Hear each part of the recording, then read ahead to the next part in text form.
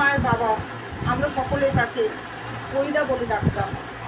আজকে তার জন্য স্বপ্না মা সৎসঙ্গ দিয়েছে। আমরা সকলে তার শান্তি কামনা করি। তিনি ঠাকুরের দয়ালের চরণে স্থান পেয়েছেন। আজকে তিনি আমাদের মধ্যে নেই, তিনি দেহ ত্যাগ করে তিনি গেছেন, কিন্তু আমাদের মধ্যে তিনি বেঁচে আছেন।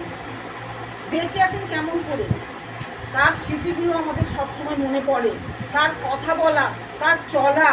ঠাকুর যেগুলো বলেছেন যে কথা বলা চলা, সর্বক্ষণ তিনি এভাবে চলতেন, তিনি মানুষকে এরমভাবে ভালোবাসতেন, তিনি মানুষের সঙ্গে তিনি যেরকম ব্যবহার করেছেন মানুষ তাকে সেরকমভাবেই মনে পড়বে। কিন্তু তিনি আমাদের মধ্যে বেঁচে আছেন। তিনি দেহ ছেড়ে চলে গেছেন, কিন্তু আমাদের মধ্যে তিনি বেঁচে আছেন।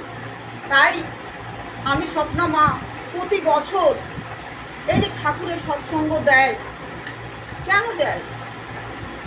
আজকে জানি আমরা ঠাকুর ছাড়া আমরা বাঁচতে পারবো না, আমরা কেউ বাঁচতে পারবো না ঠাকুর ছাড়া। আমাদের এই যে আমরা সব মায়েরা এখানে, দাদারা এখানে জড়ো হয়েছি, আমাদের মূল কেন্দ্রবিন্দু ঠাকুর। আজকে ঠাকুরকে নিয়েই কিন্তু আমাদের সৎসঙ্গ। এখানে আসলে আমরা কি শিখতে পারবো? বাঁচা বাড়ার কথা। আজকে আমরা শিখতে পারবো ঠাকুর কিভাবে আমাদেরকে চলতে বলেছেন, কিভাবে ভালোবাসতে বলেছেন, অহংকার ত্যাগ করতে বলেছেন।